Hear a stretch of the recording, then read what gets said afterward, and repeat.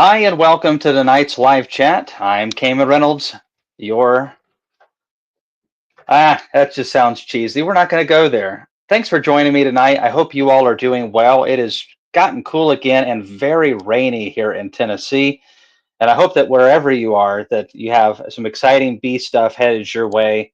We want to have a lot of Q&A tonight. I'm also going to bring Blake Shook on at the 45-minute mark. Blake is a good friend of mine, a commercial beekeeper, understands a lot about the industry, and I have seen a lot of videos talking about losses within the commercial side of the industry at a scale that we don't see hardly ever. And the more I learn about it, the uglier it gets. But I have seen so many videos and so much information, I didn't want to weigh in as much because I didn't know a whole lot. And I'll be honest, I still don't know a whole lot. So we won't be spending a whole lot of time on that, to be honest. This will be mostly just a live chat talking about whatever you all want to talk about. Answer your questions, have a good old time, make fun of Ian Stepler, the usual. Yeah, let's go. All right. Thanks for joining us, Peabody's Apiary. But it is important that we understand what's going on in the commercial industry. I know a lot of the guys who are affected by this, some of them really well, and some of them just a little bit. And this is a big deal. So I want to have Blake to come on, and I also want you all to have questions for him as well. I just wanted to be useful, as we always try to be with this YouTube channel and our North American Honeybee Expo. It's to be an asset for the industry, no matter what side that it is. We really want to be useful. Ian will only be like 4 states. Oh gosh. Hey Steve, good to see you, man. Boy, I just got to start it off like that. All right. So I want to see some questions. I want to try to get to some answers. I hope you guys have some stuff to throw at me. And hello from Colorado. Good to see you, man. Good to see you. So let's just talk about the video that I released here recently. I thought about doing an 11-minute version. It ended up being more like 4 or 5 minutes because I didn't have Laurel there, and many times, especially the last couple of years, is I'm busier, and the kids obviously are both in school, homeschooling, and all that stuff. Many times I'm in the bee yard by myself, which leaves me to do an Ian Stepler type videos, minus the complaining about cold and wind and snow. And so I don't want to waste you all's time. It's difficult because some of you guys know this stuff, and some of you have watched me for years. Some of you guys get the information from Bob. And so it's hard for me sometimes to create content because I want to make sure that I'm not wasting a lot of people's time. But there is a certain portion of new beekeepers and maybe folks who just haven't seen that content before. And so I made that video on that drone layer in February. And that's one of the reasons why in Tennessee I get into my bees early, is because we do have some of these issues. And had I waited and got in these colonies March the 15th, it would have been way too long to fix. Most of the time with a laying worker situation, you can't hardly fix it anyways. But there's a difference in winter bees versus late spring and summer bees. Bees during that time of the year only live about 5 to 6 weeks. However, bees that are in winter are quite different. And they were just starting to rear brood. These bees still have a lot of fat, and there was at least 5 good frames of bees in this situation. Obviously, they had a decent queen to be able to get them through the winter, but maybe it was a beekeeper getting in and caused an issue. Maybe her pheromones were just that bad and they just canned her for whatever reason. I don't know. However, those 5 frames of bees, if we see winter bees that are in very early stages in February and we catch them that early, we can combine a small little colony with it. And that's exactly what I did. It had about 1 frame of good, clean brood, a good pattern. The larvae were pearly white and very uniform looking. And her bees looked healthy too, but it was only about 2 2.5 frames of bees. So I combine those together, and that typically works quite well. I think it's partially because of a slow introduction with the cold weather, but also because we're not introducing her into a bunch of old cranky bees in a robbing, rougher, stressful time of the year. I have very good success doing that. A cage might be a little bit better, but I'm going to do a follow-up video on that. But I wanted to share that moment with you because you'll probably see that eventually, especially if you keep a lot of bees. Out of 100 hives, you may only see it once or twice. It's not super common. I think to see it more than a few times is an issue. But we do requeen a lot of our queens. We don't run a lot of old queens, but these just things happen. So, all right, Chris, let's get to some questions. I wanted to just talk a little bit about that video. Yeah. Let's go back here. Mr. Peabody said you need to fix your collar. Figured we just point that out earlier. No, that one. Yeah. Good. Yeah. I didn't want to take total credit for fixing you up there. The meaning of the homesteading Avenger Steven asked you to answer the meaning of life. The meaning of life is to do good things and push things forward, no matter what sector we're in. We have an obligation to create positive things around us. And if not, then why? Truly, why? If we're not here to do good things, then there's no reason. It's all chaos, and anything can go. That's my personal opinion. Is my position is to take care of my family, help beekeepers out, and to sometimes let other beekeepers help me out, and that happens quite often. Hey, we have Josh Hager with the Bearded Bee Works, looking extra spiffy tonight. Fantastic. All right, Chris. I want to say thanks to Brian Bennett. Thank you for supporting us again, Brian. Please hit us with your questions.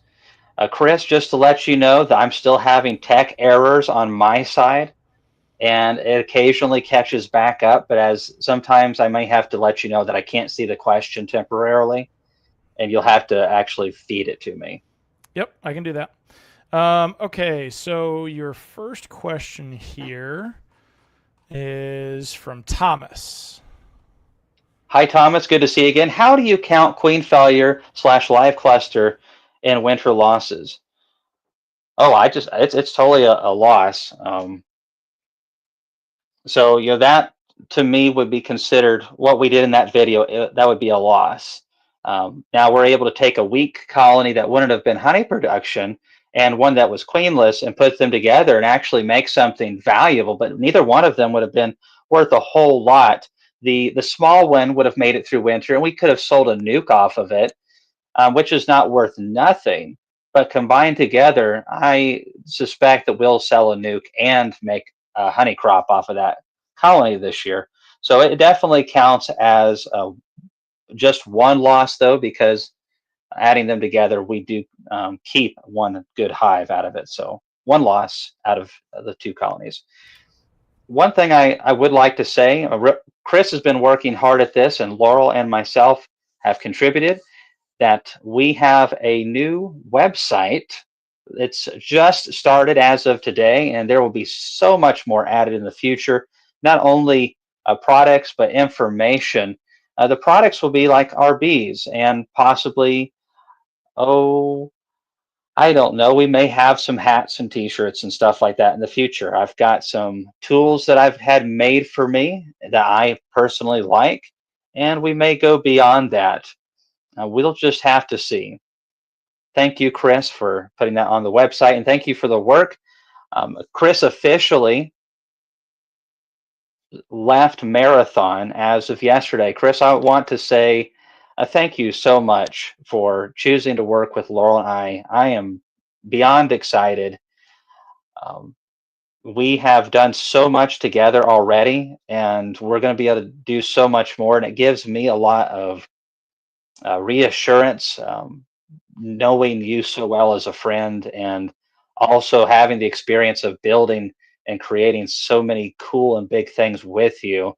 And you volunteering the last several years has really been a gift to Laurel and I, and to everyone who's enjoyed the Bee Expo and several things on YouTube. And so the thought to be able to do more of that is super exciting. And thank you, Chris, for jumping on board with us. It's been a long time coming. Thank you, sir. It's an honor. It's been fun. We've had some, not really you and I had ups and downs, but we have had some ups and downs together. In a radio flyer wagon. But no, I appreciate it. It's a daunting task, but fun. And in one day we've already. And thank you guys for your comments on here, on my personal Facebook. I really appreciate everyone who has embraced me, my family, my wife Hannah, and my 2 kids. We appreciate it. We appreciate feeling loved in the industry, and we. As Kamon has said so many times, we're just starting, and today in our spare time we already made a new website for Kamon's bee sales, as well as a couple other things. So the only way is up, and we will continue going that direction. So thank you, everybody. No other options. We're just going to continue to go up, and hopefully not have any issues along the way. Yeah, there's going to be. All jokes aside, but that's just doing anything. You're always going to have challenges, and it's part of the fun, I suppose. But on the website, you can see overwintered nukes. You can see we're going to sell some singles, not a lot of them, strong 10-frame complete hives, and we'll have some spring nukes. The overwintered nukes will be available in March. We'll have spring nukes in late April and early May, and we'll also have singles at that time as well. More information on the website, and looking forward to having more of that kind of stuff available.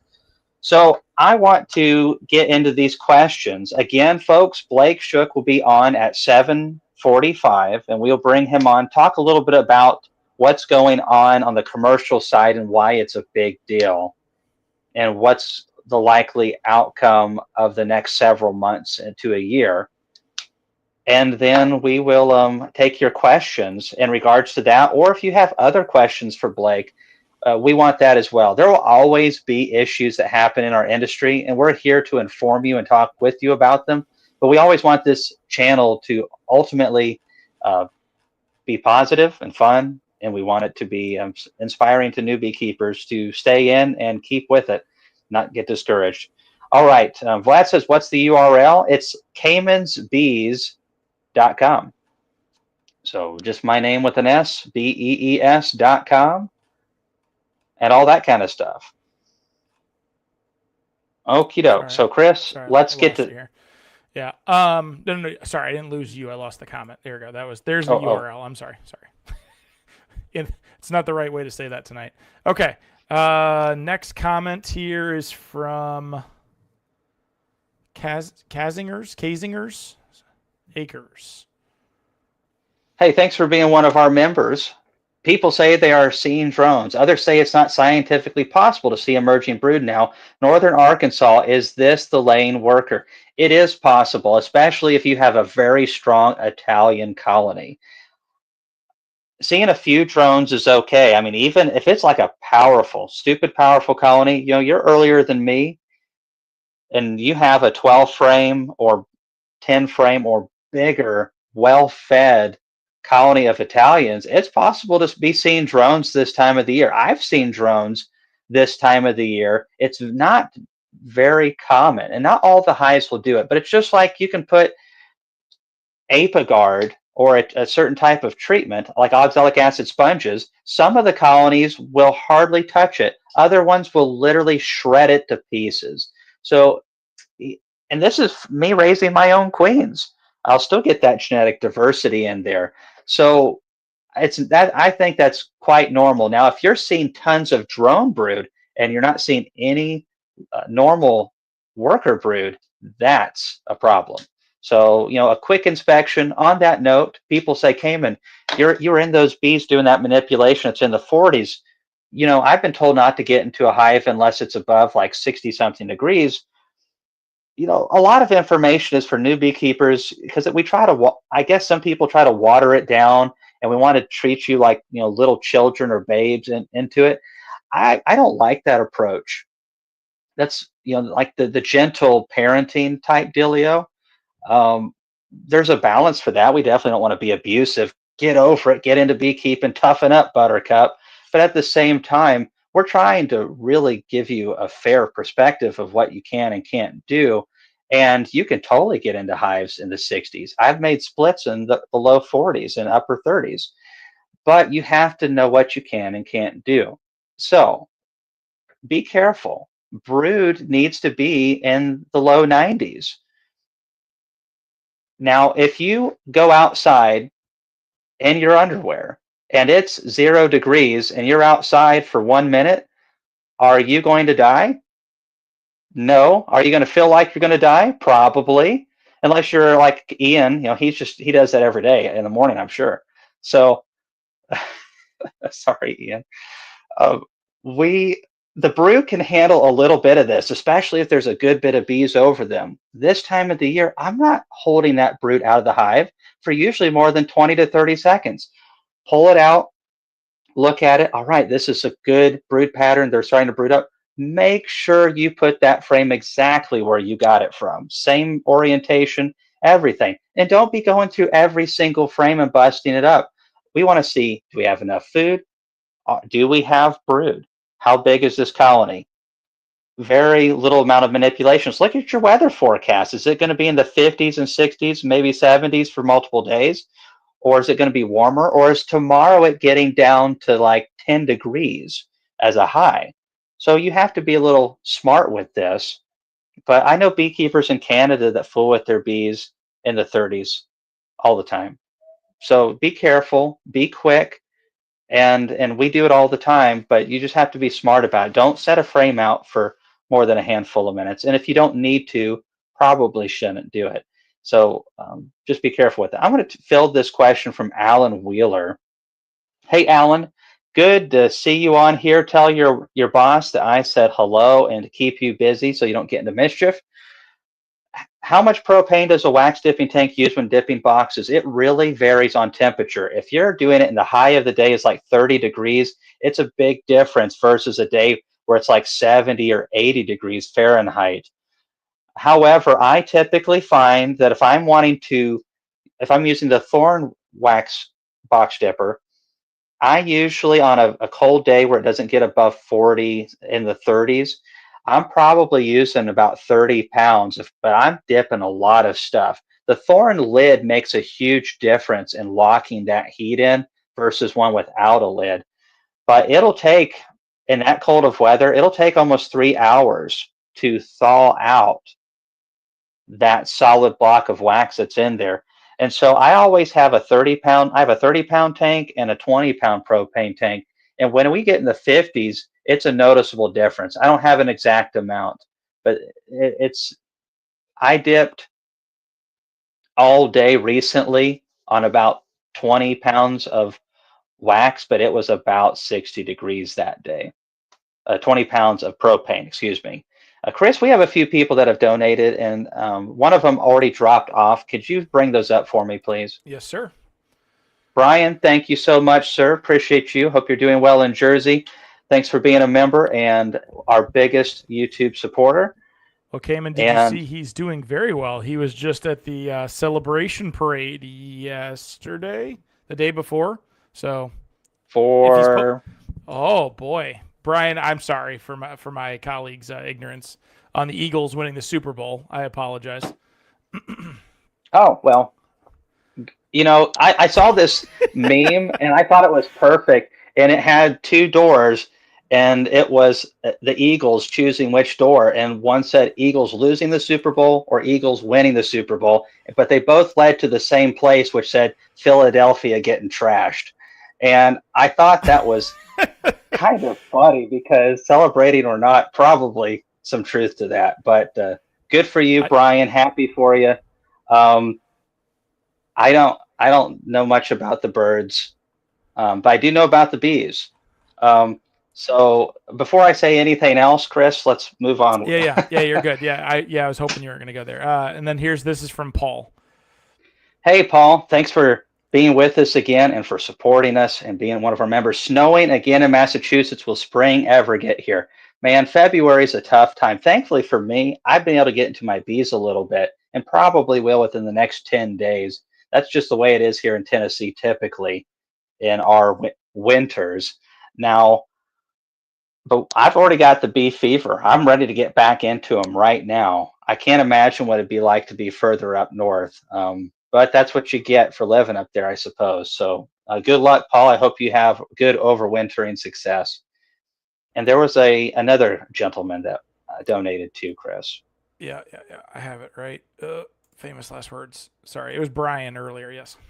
Well, there was another one. It was green. I believe it was around $5 or something like that. My Yes. Here's the computer's question. Yeah. Here's the the question. Yep. hillbilly beekeeper. What mite treatments do you use in the spring prior to making splits? With formic and apricot causing a brood break, do you use these in spring? Good question. So I've been toying with the last 2 seasons formic acid right before the honey flow, just one pad. And this is partially to reduce the mite numbers. Usually my mite numbers aren't very high at all, but it's also to slow down any swarming tendency that I feel like that we may have going on. Thymol does not typically work well in spring unless you're in the further south, because thymol's greatest weakness for being efficacious is cool weather. It does not perform good in cool weather, especially if it's the Apigard product, which is the primary one we use here in the United States. Formic does a better job in those cooler temperatures in spring. And I personally like it. The only issue I have sometimes with formic is if we use 2 pads and we really shut them down, it may not, cause a queen loss or anything like that in that right temperature, but it will shut down so much of the brood. The bees will continue to still bring that pollen in, and they haven't been burning it up. And now we have almost too much pollen in the brood nest, and we have a little bit less brood. So I have seen that in years where we're really on a heavy pollen flow. So I've gone to the 1 pad method and have really liked it. I used it this spring in Tennessee. And then when I took my bees up to Wisconsin, I used it on most of the colonies up there, just the 1 pad method.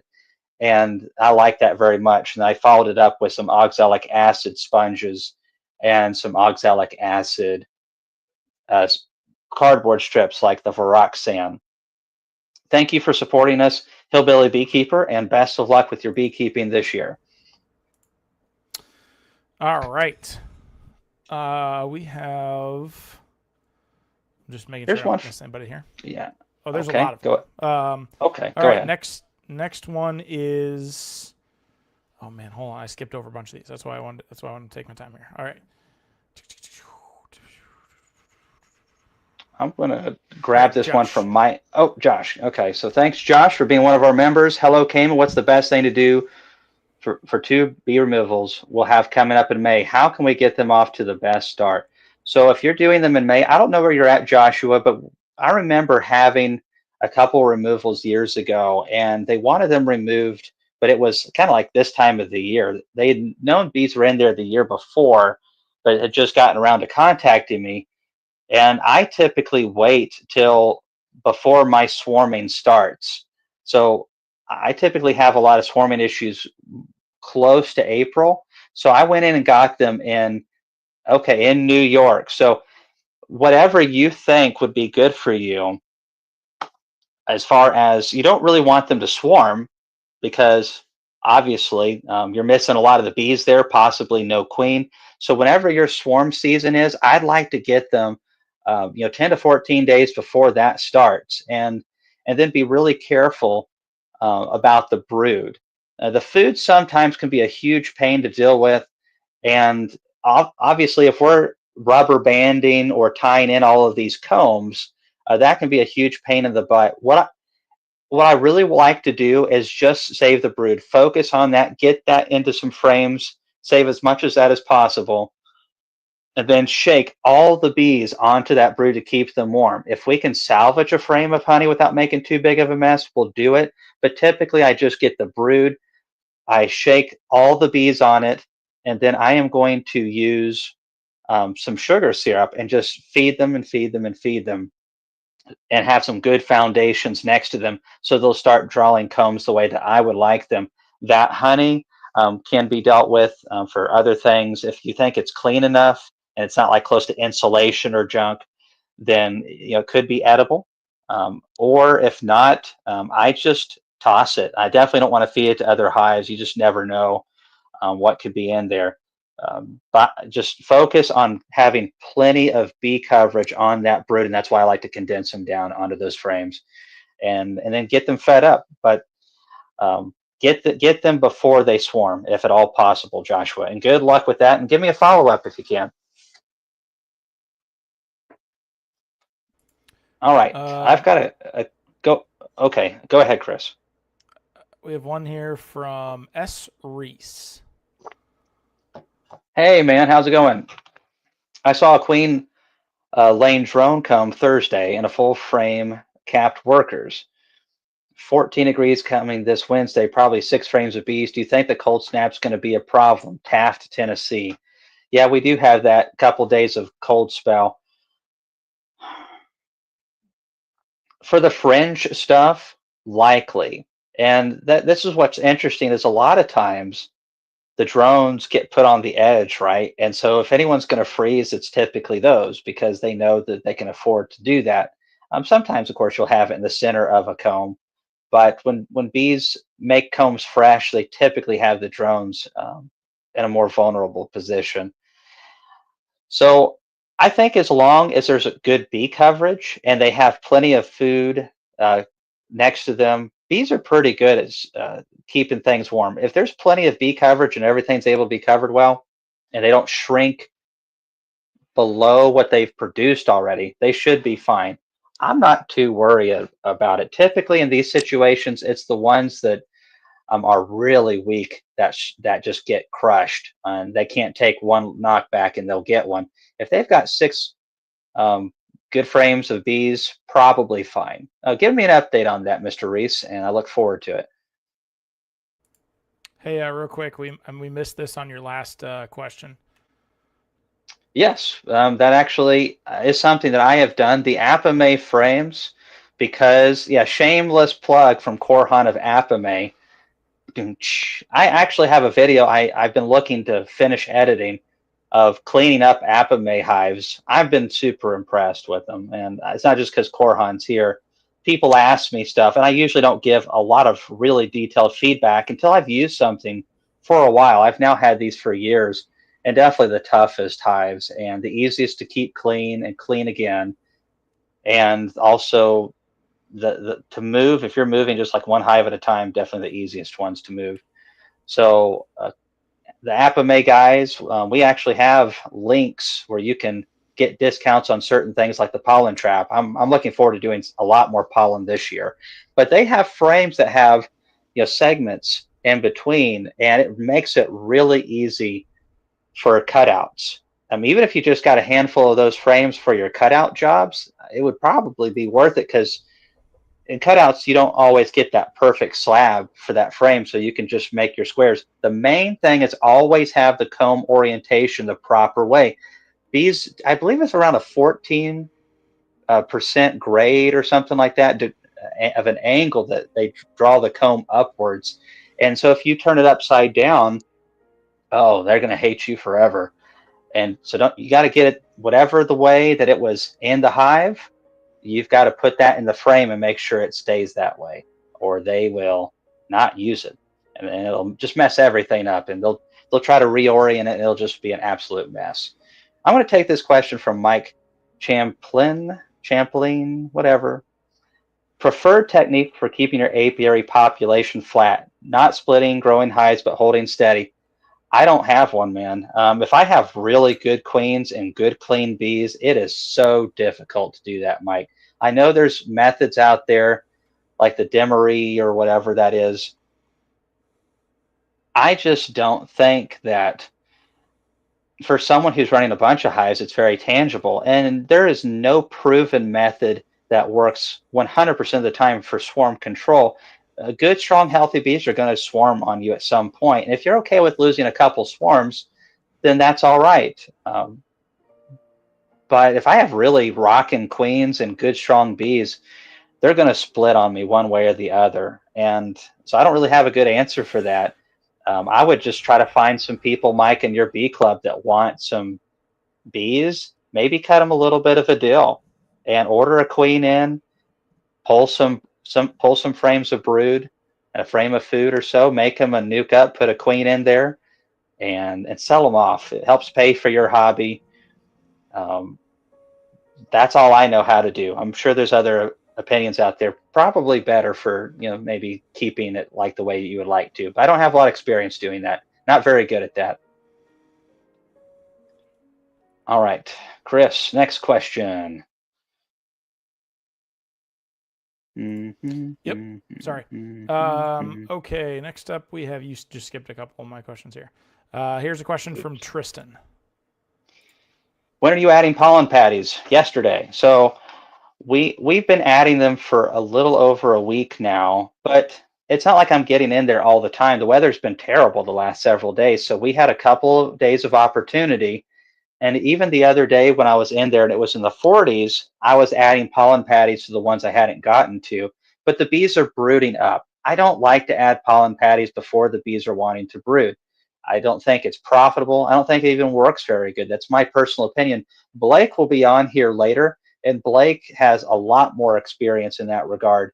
And if you have questions for him, I think he'll have wonderful answers. If not, we'll just never bring him on again. And pollen patties to me, though, once they start brooding, it's great because you just never know what you're going to get. You may get a terrible hard freeze and terrible weather for weeks on end, and they may have only been able to collect pollen from those first flows for one day when in a good year they would have gotten 3 to 5 days. So it really just depends on the conditions. To me, it's cheap insurance as a business to throw a pound or two, even in the years where I don't need it. Because okay, at my conference I can get it for $1.90 a pound. So let's say I throw 2 pounds, that's $4 a hive. If that in a bad year gets me to production where I would not have on a nuke, that's totally worth $4. So it really depends on what you want from your bees too. Some people don't have very high demands, um, and so obviously you can live without it. But that's how I do pollen patties. So I'm adding them right now on the days that I can, and I'm checking to see if we get plenty of flying days and the bees have tons of pollen in there. I may not throw them. It just really depends on what's going on. All So right. I also Go ahead. Oh, I want to interrupt everybody, myself included, and say that if you didn't know, the North American Honeybee Expo website has been slightly updated on the front page, announcing when the schedule what the schedule is for next year, and it will be the second week of January. So we have moved it back a week because we didn't want the first, second, and third, and that was the only other option. So we're excited about that. Tell all your friends.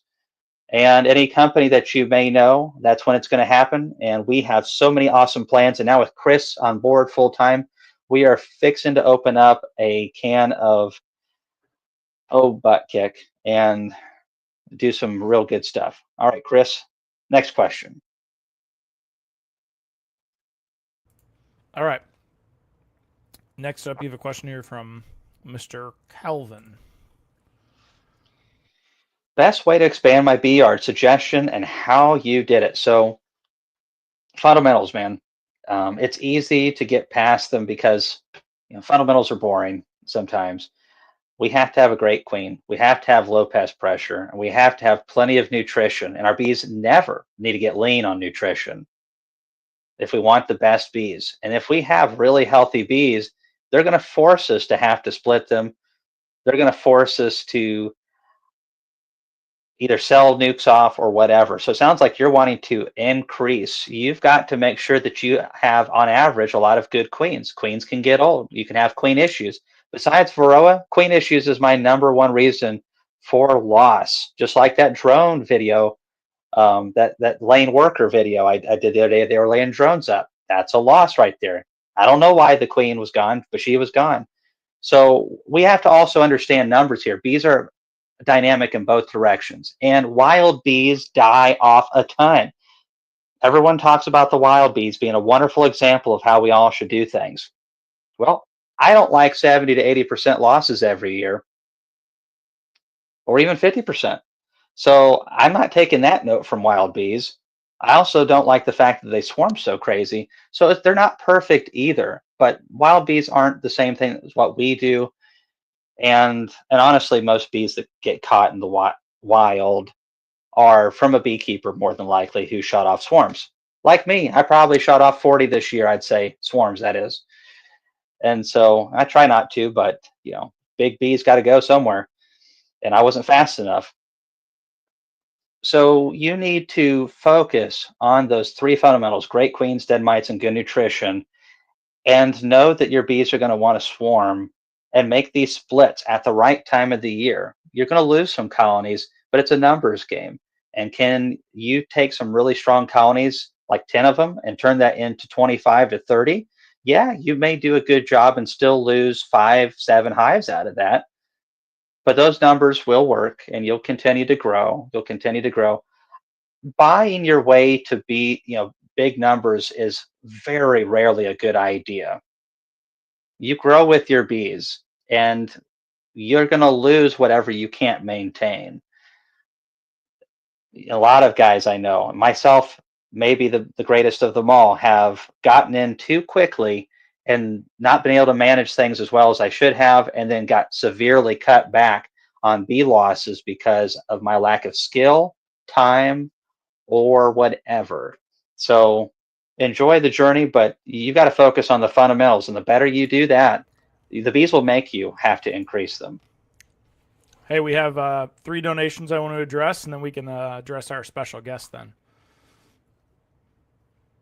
My internet dropped, so I'm a little late for the next gen program. David Hunter, it was good to see you the other day, and thanks for buying some beeswax from me. I'll probably eventually put that on the website too. And by the way, David, I got a website up, so we're getting technologically cool, if that matters.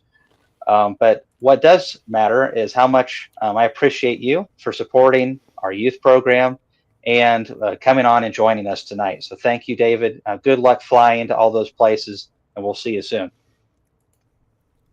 All right. Hershey, Pennsylvania. I've actually been there. We went there on a field trip. We were homeschooled, and so when we did field trips still, just my brothers I had to deal with, I was the oldest and most mature and best looking, still am. So it was a very difficult job, but I managed to keep them humble, as per my job. So we had a great time there in Hershey, Pennsylvania. First big roller coasters I had ever gone on, and scared the tar out of me. I was probably 13, 12, 10, 12, pretty sure 12. Thank you so much for hanging out with us and supporting us. And Clay, good to see you again. Thanks, Kamon and Chris, especially Laurel. Well, this guy knows how it works. Thanks for being with us, Clay, and for being one of our members. And Chris, watch these members' questions, if you will, for me. I can't always keep up with them. And if we can try to watch that. I'm going to hit. Ethan has a better beard. That doesn't take much. Ethan had a better beard at 15 than I do. And that's not a joke. But he's a great brother. He just had his 35th birthday just a couple days ago. So happy birthday, late Ethan. I want to take this from Steve. I think it's an important question. Is fluvalinate strips worthless for a rotation for mites? Steve and Sanger. I have heard from some people that if you don't use it for a while, you can use it like once every blue moon and it'll still work. I know a guy with over 10,000 hives that did that and hadn't used it for like a decade, and it did not work at all for him. And when I was visiting him, he was telling me how much how disappointed he was, because it was a lot of money and it wasn't knocking mites back. The other problem with fluvalinate is the comb contamination, how nasty it is. So, if I was to try it, which I don't ever plan to do anything like that, but if I did, I would not bank on it. And I would probably try it in a small dosage and see how well it worked on a couple before I just shelled out a bunch of money. But I think fluvalinate probably has seen its day in the U.S. I could be wrong, but the guys that I talk to know more about it than I do. And maybe Blake will have an answer on that, because that's what we bring him in here for, is all the stupid hard questions. So without further ado, Blake, shuck folks. Hey, Hey, good evening, Blake. Cayman. Good to see you. Good to see you. I'm always looking forward to our next Bee Adventures together, and here we are. Here we are, ready as Yeah, always. why do you have to be the bearer of bad news this time? I was expecting positive things, sunshine and rainbows, and now you're just a Debbie Downer. That's my mom's job. That's Yeah, her. My yeah. mom's name is Debbie, by the way. It's a new experience for me too. I am usually the optimist in this industry. I'm kind of known for being optimistic and upbeat and the good news guy. So this is a very uncomfortable hat for me to wear, no doubt. Well, you're gonna get old enough and get eventually not look so youthful, and you'll fit the crusty beekeeper role eventually. You're just give another 20 years or so. Yes, I it's coming. It's coming faster than 20 years for sure.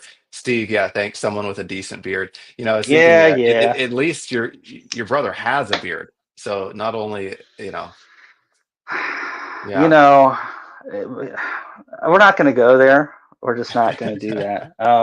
this is your show. And I won't. that's right. We have the ban button. And so I want to say thanks to Yasmin, our Swedish friend, been with us forever. And I hope that you have a wonderful bee season, Yasmin. Thank you so much. Now, before we get down the rabbit hole of what's going on or what could be going on, I wanted to preface this with a few things and also say that we're going to be doing some Q&A afterwards. We're going to spend 15, 20 minutes on talking about what's going on the commercial industry. Blake and I had a good talk about it earlier. And Chris, you can still see me, right? Everything's good? Yep, we're good. Okay. My computer just crashed, but my cell phone's still working. Hey, Laurel. I forgot. She forgot to plug in the charger. Sorry, everyone. I've had technical difficulties with my L- computer today. It's been working flawlessly. Laurel's not there. So Oh, she's not here. I forgot she RUNNOFT'd on me. yes, Um, yeah. so Please I'm don't going to die. do, Yeah, yeah, I'm going to do an introduction real quick on Blake, and then I'm going to go hunt a power cord while he fills in the gaps. Thanks, Blake. Yeah, no Um, pressure. Yeah, yeah, no pressure. giving me So, the keys to the kingdom here. It's awesome. yeah, don't drive too fast.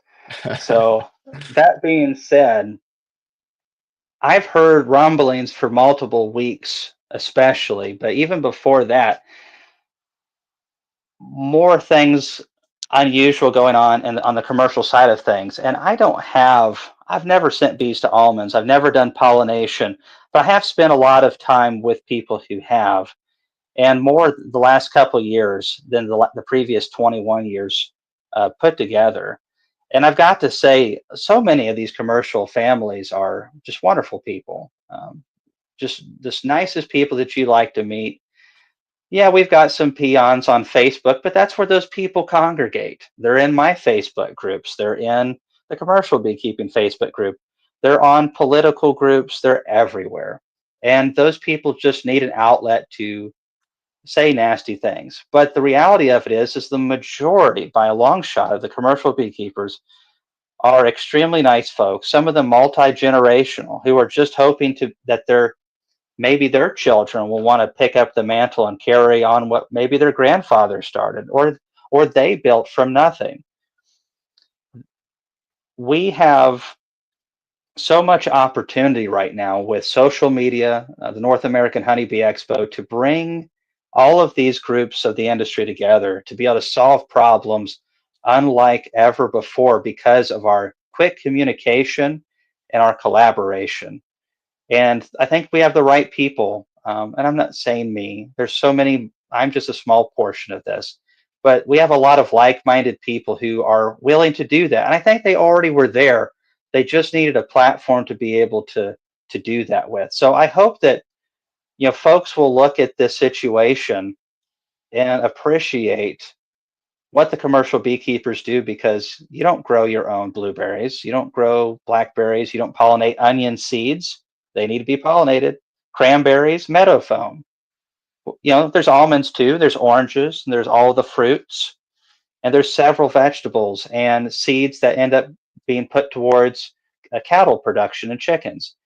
honeybees do so much for all of us, and love or hate how the commercial industry operates, we've got to have it. Until someone can find a different way, we can't live without it. We've all decided, most of us, not to grow our own food. We like to be able to just go to Costco or wherever we're going and be able to purchase what we need quickly and easily. Because of that, we need these commercial beekeepers. We need commercial farmers to be able to do that. Very few feeding many. So Blake is going to inform us. We got some stuff going on, Blake, in the industry. And when I talked to you on the phone today, I told you how hesitant I was um, to do this because I don't like to be negative, and I know you don't either. And that's why it was sobering when you texted me a week or so ago. It told me how bad it was because you aren't an alarmist. I've spent a lot of time with you.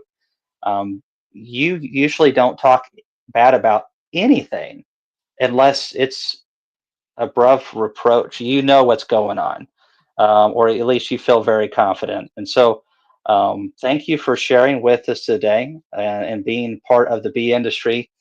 I think you do a lot of stuff, Blake. So, Blake, what is going on in the commercial realm? Yeah, good question, Cayman, and thanks for that introduction. So I wanted to attempt tonight. I mean, a lot of you are already beekeepers, and so if you are a beekeeper, you've probably heard news at this point of a major bee collapse that seems to be happening in the industry right now. So I want to try to be really upfront on what is what we know for sure right now, and what is still speculation, and where we do have data and where we don't have data. Because I don't want to be an alarmist. I'm not that kind of person. Like I said earlier, I'm a very optimistic beekeeper, um, and a person, and always being the bad news guy is not remotely who I am. So, but nonetheless, with that caveat, I'll share what I'm seeing and some of my opinions. I'll share what data we do have and what data we hope to have soon. So I'm going to try to stick with those things as much as I can, and then you can interpret the data from there. And again, 2 weeks from now, a month from now, we're going to know a lot more about this situation. But what we're noticing right now is something happened to honeybees across the United States late last summer and last fall. We don't know what. Lots of smart people have a lot of smart guesses, but we don't know. Lots of speculation on what happened. But something happened that weakened our bees. And when something goes wrong in the fall, we often don't see the results of that until we're starting to come out of winter. Because our bees go into winter, they go into hibernation, they go into storage sheds. If you're a commercial beekeeper, they go to the Central Valley of California and begin their overwintering process. Beekeepers don't check the bees a whole lot during the winter because there's nothing we can really do.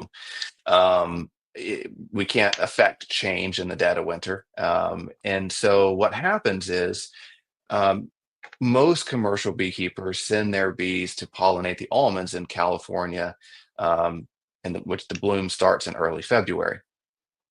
California produces 85% of the world's almonds. It takes virtually every commercially managed beehive in the United States to pollinate the almond crop. So the almonds start blooming in early February. And so around the second and third week of January, pretty much every beekeeper in the country is checking their bees all at the same time, because they're checking the strength, they're checking their numbers, they're seeing how many they can send to pollinate the almonds. So you have this very short window where everybody's looking at bees. And so that started around the second week of January. I broker tens of thousands of beehives in California, which means beekeepers from all over the country send me bees to pollinate almonds. And so I unload the truckloads of bees. Maybe they're coming out of storage sheds.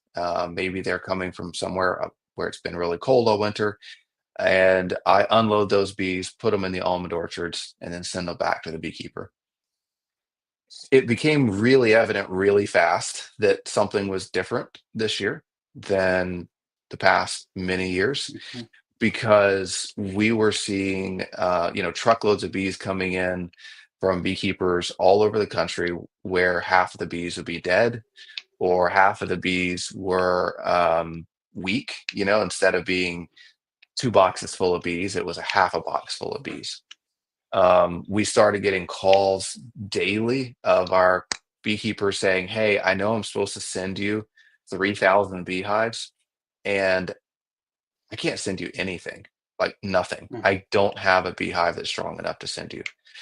And these were really, really good beekeepers. I mean, I used the analogy on a live stream a couple days ago, but I mean, these are beekeepers that if they had $5 left to their name and they could buy themselves lunch or go buy the bees a pollen patty, they're going to go buy the bees a pollen patty. I mean, these are beekeepers that spend their lives Mhm. babying their bees, caring for their bees, They've and and those. If I can interject, they've been sure, highly please, successful too. I mean, highly. we're not talking just some randos either. Do you think it's okay if we say a couple of the operations that got hit? Do you think that'd be okay, Blake, or do you think that's a problem? I should ask them first. Every beekeeper is Okay, a little nervous about, you know, the yeah, publicity. yeah, yeah, That's why yeah, I asked. Well, yeah. I'll just leave it at this. I have met these guys. Some of them you guys know of, and they're not like, oh, they just started up 5 years ago, or they're only mildly successful. Some of the most successful, period, ever in our industry um, are getting hit with this, and so Names you it's a would all big deal. recognize. Yeah, names Yes. you'd all recognize. Um, and so anyway, so to speed up the conversation, long story short, the last 5 years there have been a lot of extra bees in California to pollinate almonds. I mean, I was Mhm. telling Cayman earlier today, early February last year, I could have lined up 100,000 hives last minute if I needed them in California. There's been a significant, not a significant, but a sizable surplus of bees available in California the last several years. Mhm. This year, this is an estimate. The estimates are that, we could be 300 to 500,000 hives short in California almonds. Um, Out of the 1.6, 1.7 million needed to pollinate almonds. And that is a Mhm.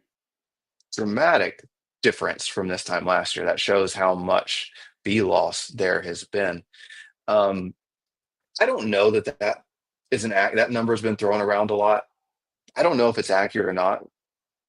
We don't have the data, but what I can say is that the bees are not as strong in general. Mhm. Whereas we might have been at a 8 frame, 9 frame, 10 frame average beehive strength as an industry in almonds historically. We might be at a 6 this year. So there might be a lot of boxes out there, but not a whole lot of bees in them. And I've seen that firsthand. So there's a lot of surveys going around surveying beekeepers, commercial beekeepers, on their loss rates. Early data is showing that we probably are looking at around a 50% loss rate just in the winter months. Mhm. Usually we run between a 40 and 50% annual loss rate. So for a 12-month period, 40 to 50% is our total loss rate as an industry. Early estimates are looking at about a 50% just wintertime loss rate, which could put us, anywhere from 70 to 80% loss rate over the last 12 months as an industry. So, um, unusual, not normal. Um, I don't think that this is the end of the industry by any stretch of the imagination. The beekeepers are incredibly resilient. Bees are incredibly tough. But it's a pretty big hiccup, and we need to Mhm. understand why, what's going on, and where we go from here, because it is concerning. It's a If it's a I very concerning trend. if I may one of the problems is that this is compounded by the fact that everything, all whether it's beekeeping or not, inflation has affected all of us, and the price of honey is not fantastic. For the inputs are up, the price hasn't gone significantly up.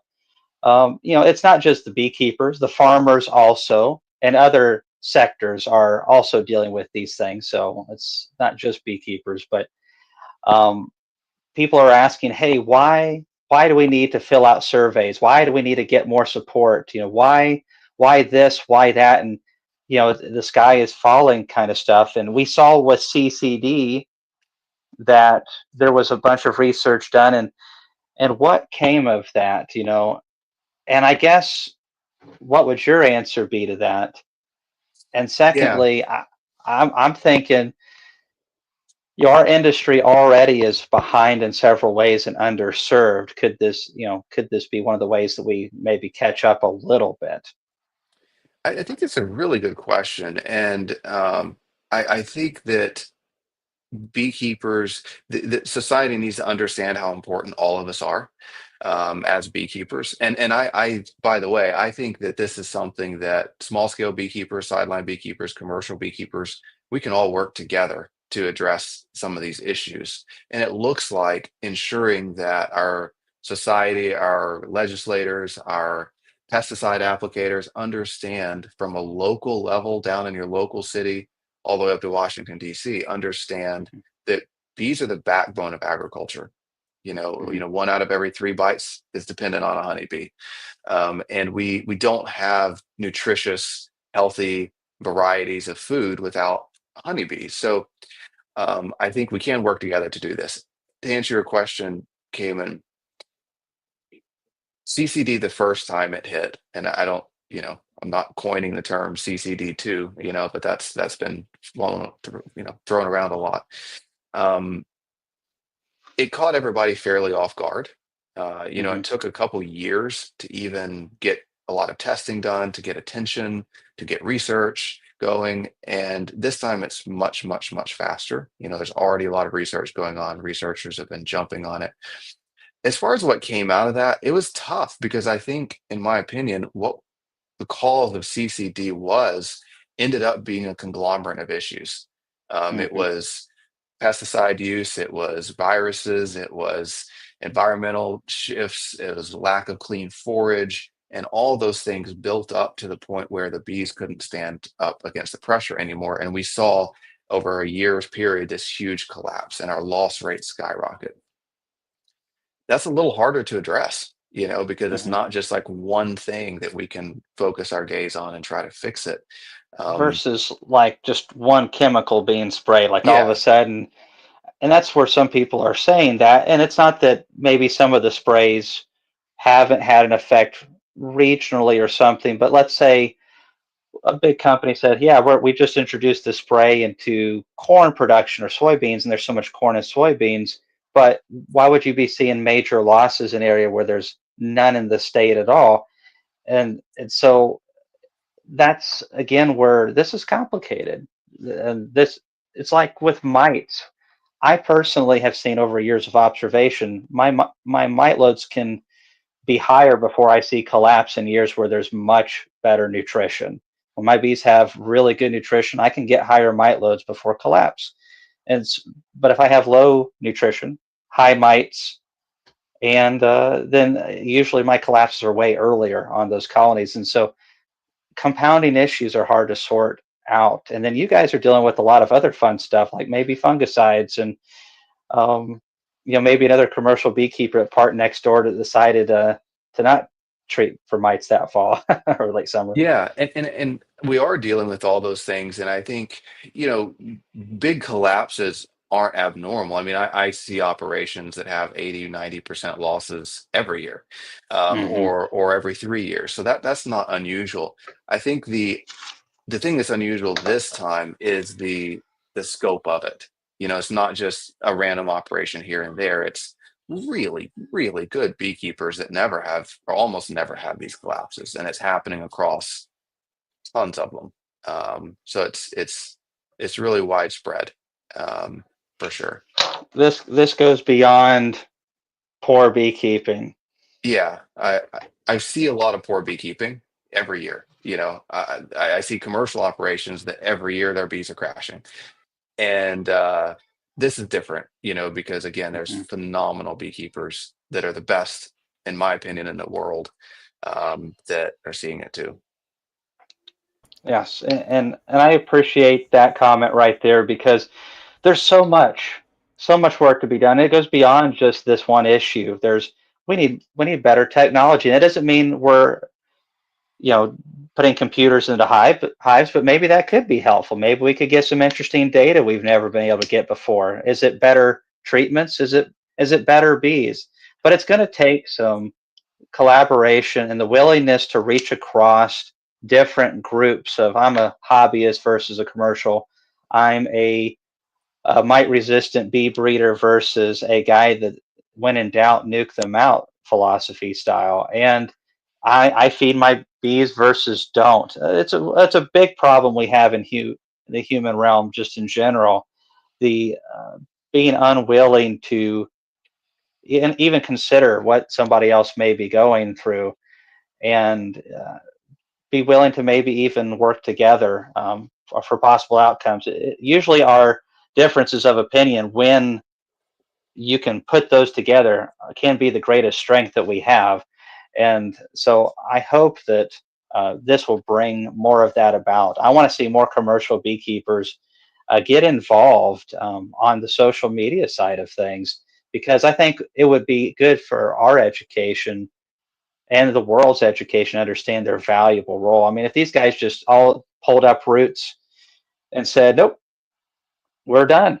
Bye bye cucumbers, watermelons, and just about everything else that I like in summertime," they're gone. So, what can at this point we know that there's massive losses and they're affecting very like the best of the best in our industry, some of the best of the best. But then there are some guys that are are just having a normal year. We don't really know at this point. What can we do um, to learn about this? What can my group do?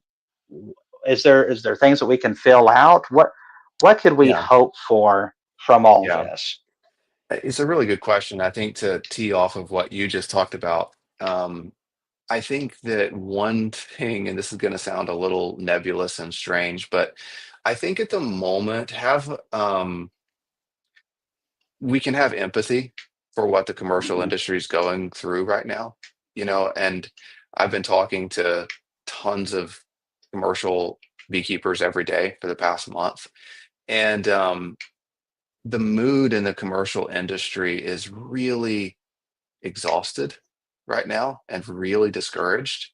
And you know, it's hard when you spend your life looking after, you know, this insect that you love so much, and you kind of pour your heart and soul into it, and you do your absolute best, and then you see these mass die-offs. And so um even if everyone doesn't always agree with the practices of commercial beekeeping, I think empathy is a big deal right now. And so Hmm. kind of acknowledge the grief kind of that a lot of the commercial beekeepers and the discouragement that a lot of them are facing, and realize that this is a time where we come together as an industry. Hmm.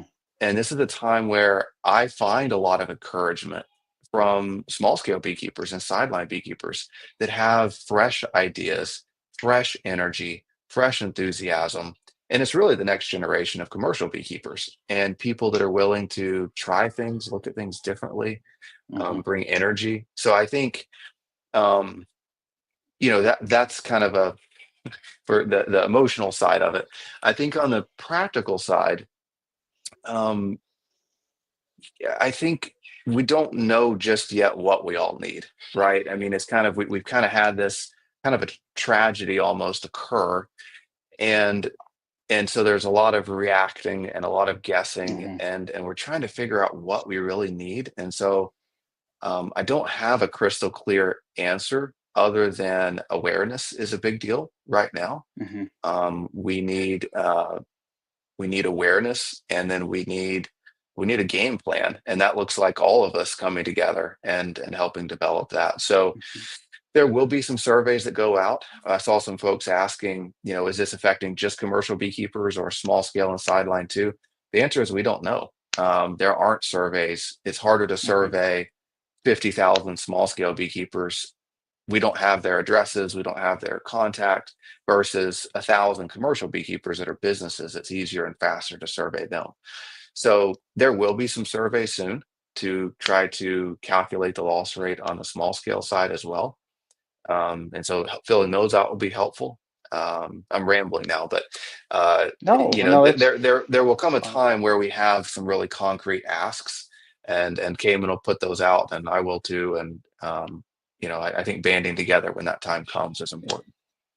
We will. And the these things take time. It's like someone just was murdered, and you've got to now do the autopsy report. And then after you've done that, okay, maybe it was this, maybe it was that, and maybe this is the person that killed it. No, it was this Yeah. thing over here that killed him. So it's going to take some time, and the ripple effects of what this may do to the almonds, we don't know yet.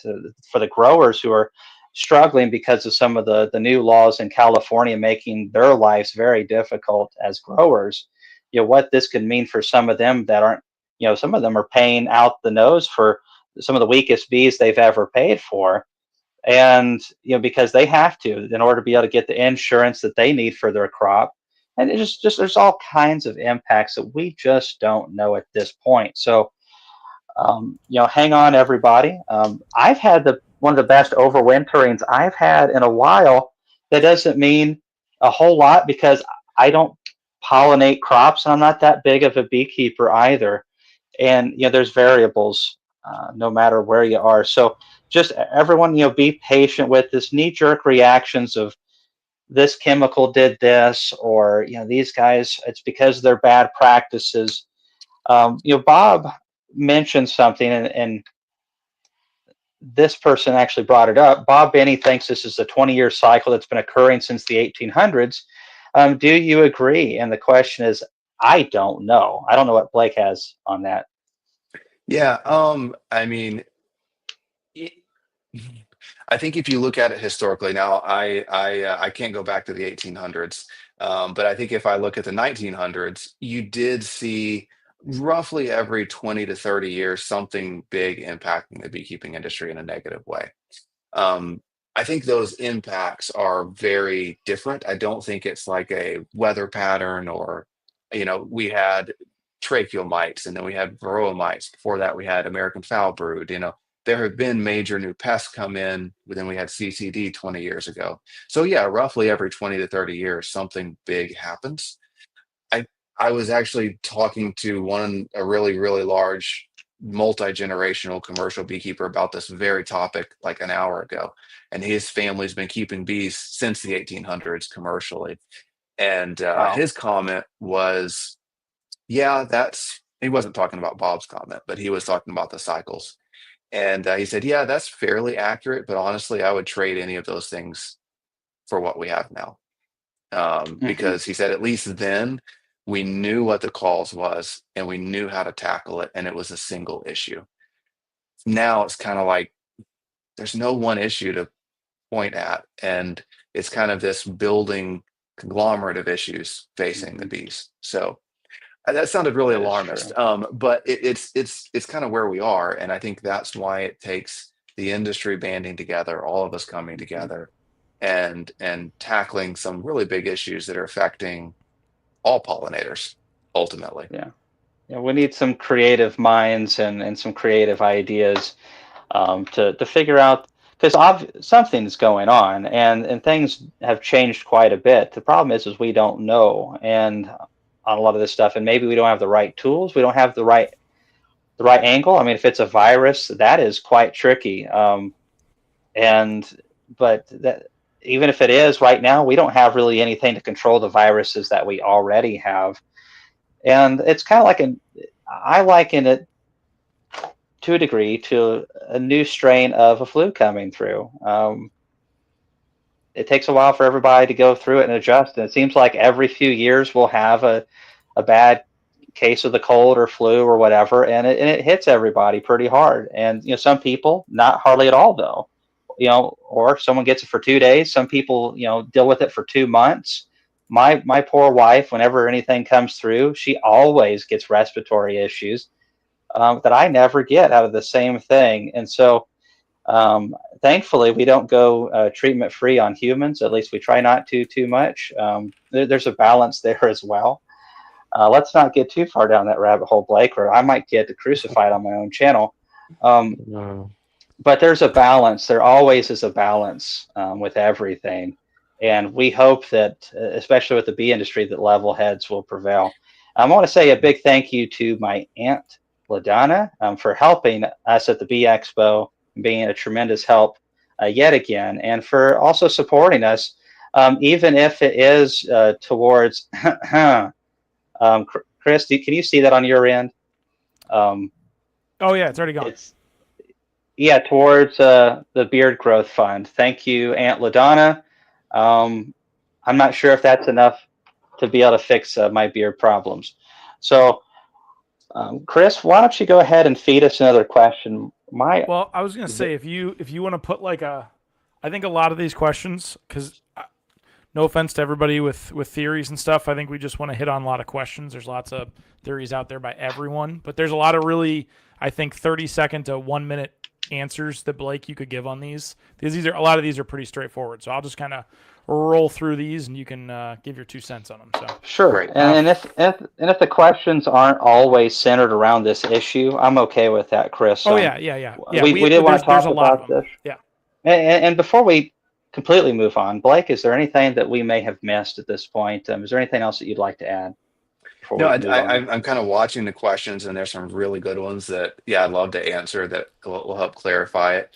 And I just the one comment I want to make is that Sure. I'm I'm as this is a frustrating hiccup in the bee world.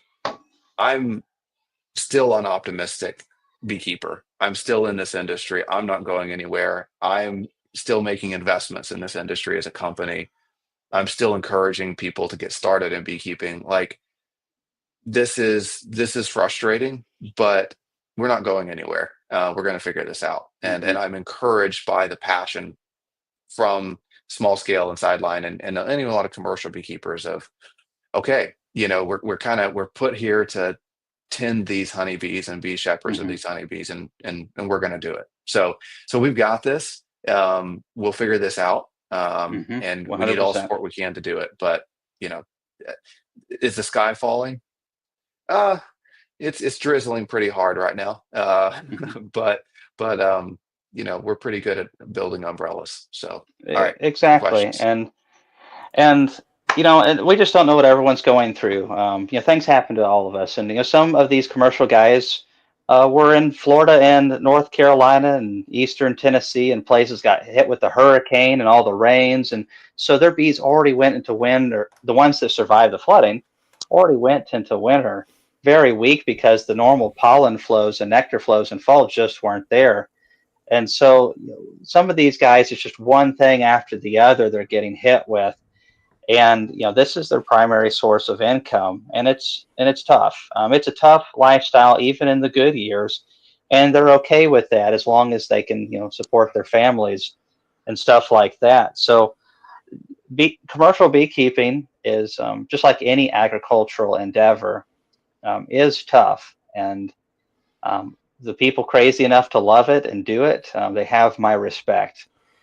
Now, there's a question right here. Speaking of positive stuff, because I always believe there's positive things to do and good things that need to be done, and I want to be one of the people contributing to the future. So David Williams says, I want to become a commercial beekeeper in the next 5 years. I've been buying bulk equipment and been at it since 2021. Do you have any advice, Blake? Hmm. That's a really good question. The number one piece of advice I have for anyone interested in being a commercial beekeeper is, kind of pick your lane. If you think, well, I don't, I want to be a pollinator or I want to produce honey, pick what kind of commercial beekeeper you want to be, and then go spend a month with a commercial beekeeper that does that. Mhm. So go get that hands-on experience. Go help them make splits in the busiest time of year. Go to California to pollinate almonds. Experience where you want to be, and that is incredibly educational and enlightening. So Blake, do you cull your comb? And if so, every 5 years or every 10, or kind of what's your thoughts on brood I have comb I have and a honey supers? I have a lot of thoughts on this one right now, and this is one of the theories. One of the many theories right now is that our culms are too contaminated, and we should be swapping them out much more frequently than we do as an industry, because that culm absorbs all sorts of treatments from pesticides, herbicides, fungicides from the environment. Um, you know, I don't have an exact year. What we do is when we're harvesting honey, anytime a box comes through our shop, whether it's a dead hive or harvested honey, etc., um, two or three frames are thrown away and two or three new frames are put in. So, I would say that equates to roughly every 5 to 7 years, on average, that there is culm rotation. I'm becoming a bigger and bigger believer in rotating culms, more and more frequently. So if you can afford to do it every 5 years, I think that's a really good thing. But then there are some studies that show if you put two or three brand new frames in a box with the rest of the frames being 10 years old and chemical laden, those chemicals actually leach into and spread into the new frames you put in. So don't know what to do about that, but certainly an area that I think is worth doing a little deeper dive into. 100%. If you want to make $1 million with bees, just start with 2 million. And there's some truth to That's my that. joke. And Yeah. that's been Yeah. around forever. I use that one all Um, the time. so, but there's a lot of truth to it, because that's one of the hard things about this. You have to have a lot of infrastructure, especially if you want to be a commercial, let's just say you're wanting to send one semi load of bees. You have to have a big truck. You have to have a forklift of some, or you have to borrow one. You have to know somebody. Someone's got to have these big tools. You have to have all the woodenware. You have to have either someone you can rent their extraction line, or you got to be able to have your own extraction line. You have to have all the bee yards. There's fuel. There's all the feed, especially in a bad year where you may have a hurricane or a tornado just mess up the crop or whatever. So there's a lot of infrastructure, and it does take probably $2 million worth of investment or more to make $1 million off of bees. I think I would argue probably more than that. And so, but there are beekeepers that I know that make that money off of bees, and some of them have been hit with these losses. And so this is a kind of a weird, strange year. And so we have some more good questions. Yep. And I got Blake, one. I wanted to. Go Oh, ahead. okay, go ahead, Chris. Feed me. This one's for both of you from Bees in the Abyss. I'm starting my first 2 hives of spring. In either one of your opinions, should I hold that until all this passes, or just go full throttle into it? Getting my bees from Bohemia Apiary. Oh, you're getting bees from that Crook. Yeah, Jason Crook. He's a good guy. Yeah. So that being said, don't wait. Don't wait. There's always. I got in during CCD, actually, back when all that was going down. And I had people in my teens tell me there's no future in this for you. Get out. Um, and my teenagers, and obviously, it hasn't worked the way that I thought it would. Um, but it's worked better than I thought it would. I've really enjoyed. There's so many fun people in this industry, and unique. Not all of them are commercial beekeepers. Some of them run 20 hives. Fun people.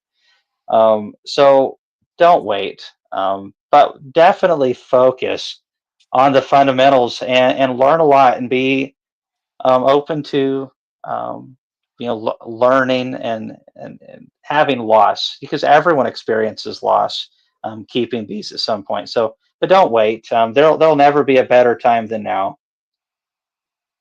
I would agree. The last time CCD hit, it ushered in the greatest expansion of small scale beekeeping the country's ever seen.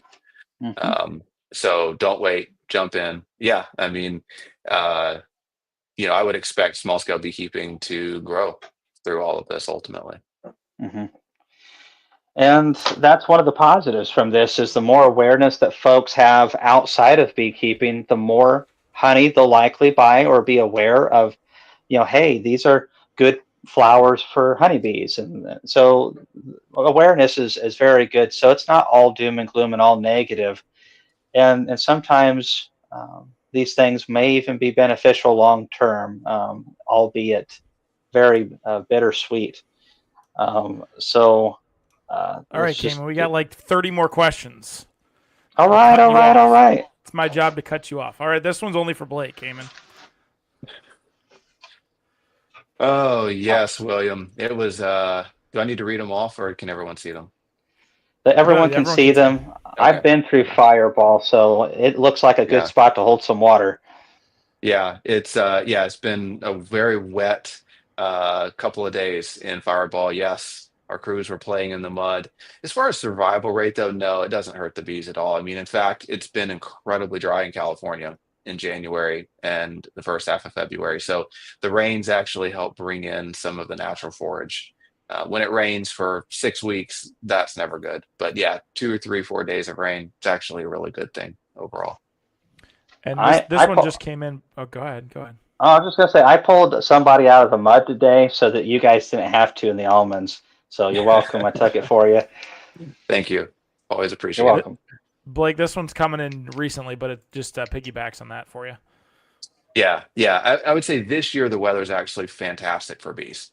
We've had really wet years, 2 years ago, and even last year was just ridiculously wet and muddy and cold. It's been warm, pretty dry. The weather's been fantastic this year. So one of the best years I've seen in a long time for weather. All Here's one right. from Korhan, Go ahead. Chris. I wanted to drop in. Yep. I know I'm messing with you. Sorry. You're all over the place. I think that we don't know yet.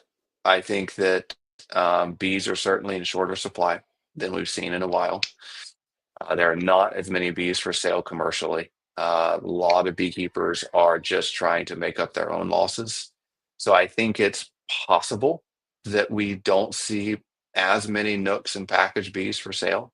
However, I do also believe that the Nook and package market has been oversaturated the past 5 years. So I think we have room to lose some production there and still supply the needs of small scale beekeepers for nooks and packages. There's my ambiguous answer. Perfect. Carmine has a good question here for you. Great question. Hard to say just yet because it does not seem to be worldwide. Other countries have certainly had years or periods where they've had massive crashes, just like the US, but it's typically not all in the same year. What we're really curious to see right now, and I think the Canadian beekeepers are really holding their breath to see if this is going to be replicated in Canada, but it's still the middle of winter in Canada, and they're still 2, 3 months from getting their bees out of winter storage. So they really don't know what their bees look like yet. So um, yeah, don't know. I know a lot of Canadians that are really nervous right now, but it'll be a few months before we know. Well, and they've had some bad years Oh, already, for and sure. so Awful. maybe these other countries they go through theirs, but it's at a different time. And you get exposed to it. They are separated from us to a degree just by distance and also temperatures. You never know. And also other countries, Canada and the United States do things quite different than most countries do. Europe doesn't have the massive 10,000 colony operators. Lots of Right. 2 and 5. I'm sure there are some, but it's very, very different over there. Right. And a lot of different countries. I mean, Europe's got all of the countries in it, and that's no bigger than we Yeah. are. Definitely not if you had Canada. And so and there's so many different countries, so probably getting all that information collectively from every little country and then putting it together. And frankly, it probably wouldn't be a bad idea to collaborate with them more just to learn. It would be. I hope Yeah. so. One quick thing I want to throw out I've seen a lot of questions and I've had a lot of questions about this. Mhm. This collapse has absolutely nothing to do with California. So it has nothing to do with California bees, it has nothing to do with almond pollination, has nothing to do with bees coming out of California. It just so happens that most of the bees are being looked at for the first time coming out of winter in preparation for California or in California. Whatever's happened to the bees nationwide happened last fall, wherever they are. I know a tremendous number of commercial beekeepers in the Carolinas and Florida and in New York and all over the country that didn't even send their bees to California because they were already crashing. So, Hmm. um, so yeah, just a clarification. This, yeah, almonds, Texas bee house. Yeah, almonds are great for bees. The bees grow extremely well when they're eating almond pollen. It's warm in California. Bees do really well. I mean, the bees are bouncing back now, having been in California. So, yeah, just a distinction there that a lot of people get confused by. Yeah, thank you for that. And when I was in the almonds last year, it was at the tail end. They were starting to put on a little bit of leaves, and some of them were at 80% bloom already, finished, and like well beyond their peak. And then there were some that were right at mid peak, but it depends on where we were at. But those bees that I saw last year, and we checked a bunch. Um, we were seeing swarms in some of the trees. Some of the guys that didn't get to them, they were very strong, healthy looking bees. And that almond honey is absolutely nasty, Blake, by the way. Some people may like it. That is the worst honey I've ever put in my mouth. I know the bees like it. This beekeeper does not like the taste of almond honey. Here's something from Crazy Phil. Phil's an awesome guy. He just has way more energy than I do. Crazy is probably not the right term. Eccentric. You gotta love Phil though. Um, and I'm sure Blake, you know who Phil is. Phil Hoffman. Oh Yeah. yeah. Oh, love How, Phil. how, Yes. how could you not? I got to meet him in person last year. I actually had some of his star thistle honey over there, and what a treat that is. But Phil with some wisdom right there, and Phil, I hope that you're doing really good this year, you and your family. Good to see your son and also your grandchild, and hope this is a good B year for you. Um, Chris, hit us with another question, man. Okay, I just want to just you kind of answered this, but this was asked earlier by Josh, so I just wanted to have you kind of reconfirm that in different ways. Yeah. Yeah. And to Phil's comment, I mean, Phil's absolutely right in that um, this has affected some migratory operations and not others. And that, there are absolutely, I've talked to some people that said, hey, my bees look fantastic. And so it's not every bee operation in the country. Some beekeepers' bees look phenomenal, which is a really great thing to look at, right? Of okay, why do some look good and some look bad? And so it's not affecting everybody. As far as is it only affecting migratory operations? We don't know. We just don't have the data on that. We don't have Hmm. the surveys out. We don't have as much data and surveys for small scale beekeepers. We just don't have insight into that industry like we do commercial beekeepers. Because with a commercial beekeeper, you can survey 500 of them or 200 of them and know kind of what's going on because it's such a tiny industry. But we don't have the ability to survey 50,000 small scale beekeepers, and nor do we have all your contact information. Probably a good thing. Uh, so we don't know. All we can do right now is small scale beekeepers. It's all 100% anecdotal of Facebook and social media posts. Like, oh, my bees look good this year.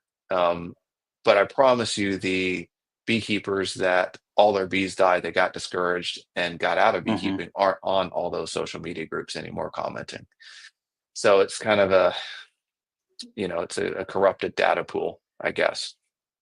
So here's Jacob Osborne. You've met him a couple times. No, just sort of no Jake. Yeah. Yeah, yeah, almost bear proof Osborne. That's what we call him. There's a story behind that. Good evening. With current events ongoing, how do you think this may affect almond Yeah. pollination in 2026? It's a good question. Almond pollination prices have been slowly declining for the past 5 years because we've had plenty of bees for almond pollination, and which is a stunning hats off to the resilience and the hard work of the commercial beekeeping industry. When our average annual loss rates over the past 20 years have been 40 to 50%, and yet beekeepers are still able to provide all the bees for almonds. I mean, stunning shout out to their Mhm. resilience. So we've been in a good place, but what that's meant is we've had plenty of bees, and so the price has been declining. I think we're going to see a full reversal on that, and almond pollination prices will be much stronger in 2026 than they have been for a while. Now, I will throw out the almond industry is in a tough place right now too. They don't have Mhm. cash either. Yeah. They're cash crunched in a big way, just like beekeepers. So I believe as an industry, we work hand in hand with the almond growers and we don't price gouge. We don't try to add $50 a hive. I think that we need to raise prices a little bit because we've got to survive as beekeepers too. But we do it very reasonably and in a way that still works for growers, just Mhm. because, we support each other when we have hard years. And so, yeah, I do expect prices to go up, but I do hope and think as an industry that we shouldn't just let them go through the roof. They need to be reasonable. Yeah. I've seen some unreasonable posts on the commercial beekeepers Facebook group, and not all of Yeah. them are like that. But man, I got four framers, 200 and $50 or whatever it is, and I'm Yeah. four I frames. The mean, bees can barely cover the brood and go out and pollinate some flowers. they are getting it though. I mean, it is Yeah. amazing. Four framers, you couldn't give them away the past few years, and now they're going for 220. Um, it's amazing. But I do think that yeah, we've got to work together on this. We are due for a price increase, no doubt about it. Sure. But yeah. You have to consider the other side as well. Yeah, my It's problem is I know the other side too. Like you get to know these other growers and you shake hands and you eat dinner with them and you talk to their kids and it's like they're just people trying to make it in this ag world we all live in too. And Sure. yeah, There's a few that are, and that's the problem. It's all generalizations, right? There's a few huge almond sure. companies out there, but some of them are just small farmers, and Yep. well, compared to the big boys, small farmers, family operations, and so we don't want them to have to go out of business with us. And ultimately, if we shoot each other in the foot, then all of us are hurting, and so it's a again balance. Here's a question unrelated to that. I'm currently storing about 1,000 pounds of honey in buckets at 72 degrees Fahrenheit in a warming room. Is the honey quality better to store warm or to allow it to chill to the 40s? All Give you, you my Blake. opinion on that is chilled in the 40s. Yeah. So I would have to really dig to find this research paper, but it was fascinating because we have these assumptions that oh, don't heat honey above 120 degrees or it's going to damage nutrients. And there were some pretty heavy duty studies done, and they showed that, for example, honey at 120 degrees for 24 hours damaged honey far more than 100 and I think 170 degrees for 5 minutes. So like flash heating honey really hot and then cooling it down really fast damaged less nutrients than 120 degrees for 24 hours. They also did a study that showed 80-degree honey stored at 80 degrees for months on end, actually really damaged the honey too, Hmm. versus honey chilled, more like at 40, 50, 60 degrees. It preserved the nutrients much better than a hotter temperature. Now, 72 degrees, that's I don't know. That might be okay. That's pretty cool. But if I had to pick one or the other, I would pick 40 over 72 for long-term storage, strictly if we're talking about preserving nutrients. Um, Hmm. if you not care so much about that, then 72 is perfectly fine. Yeah, I I think feel like I opened a huge that's can of worms there. Now there's probably a lot of questions, so that could probably be a whole yeah, nother conversation. yeah. Well, we'll just have to have you on another time for sure. Bob has talked about some studies they did on freezing honey on how frozen Yeah. honey slows the activity Hmm. down even lower. But I mean, how many of us have that much freezer space? Of course, Ian Stepler just turns off the heating in the house and just boom, everything's frozen. So um, it's just you do what you can though as a hobby beekeeper. You maybe 1,000 pounds. That's not a hobby.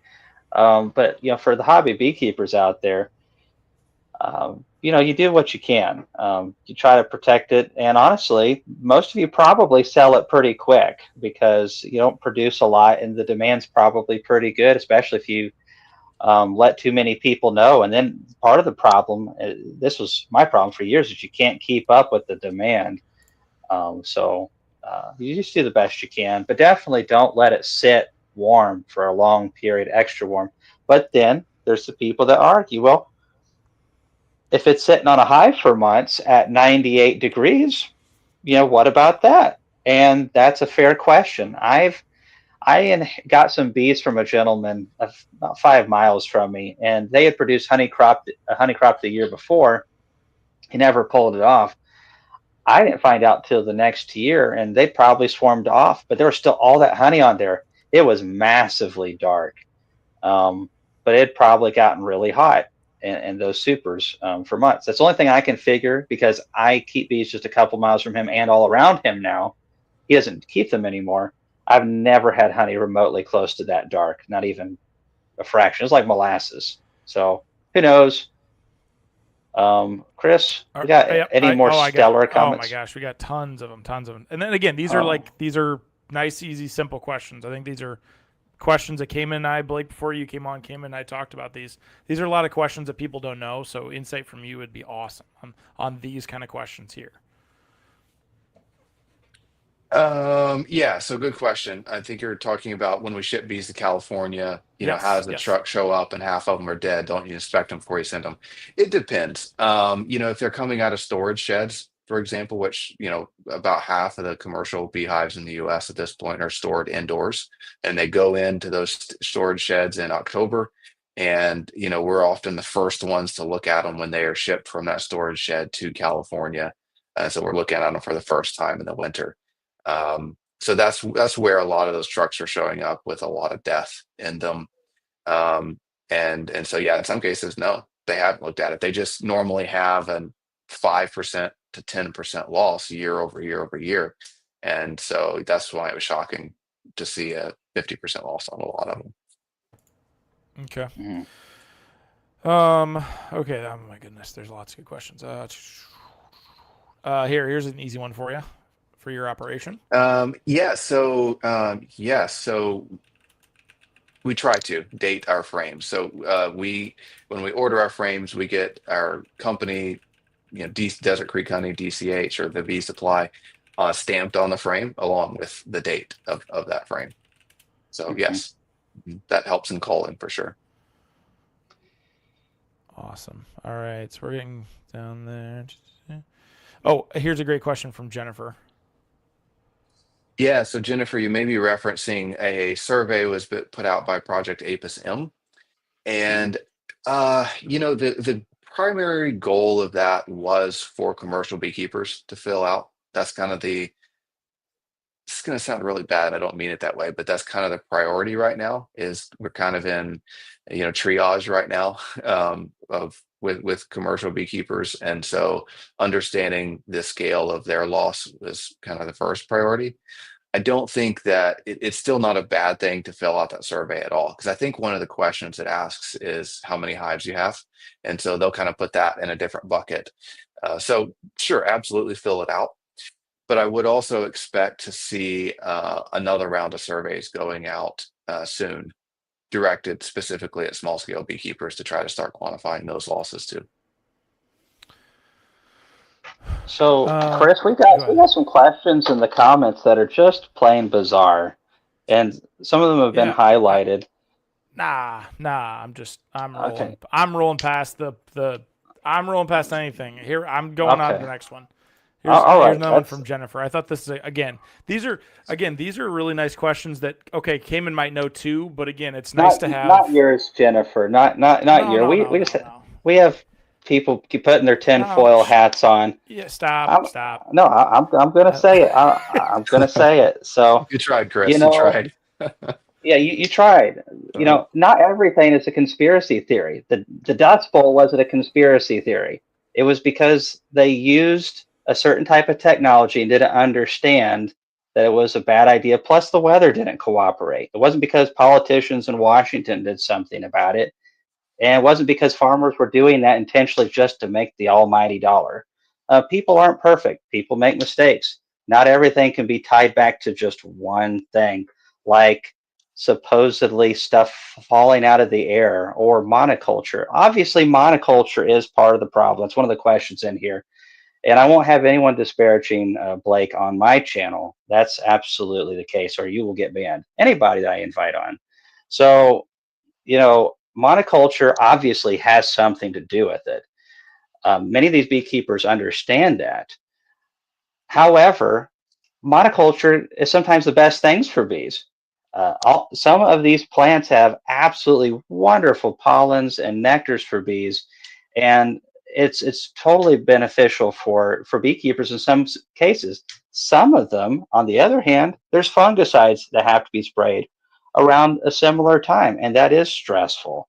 So, saying that monoculture, we're not acting like monoculture is the problem, is ridiculous. However, I challenge anybody who has a problem with the commercial ag and commercial beekeeping to come up with a solution and send it to me via email. I'd love to see it because you're probably getting all your groceries from the store. You're probably not contributing to the solution. So that's the same people that are also complaining about us using plastic foundation.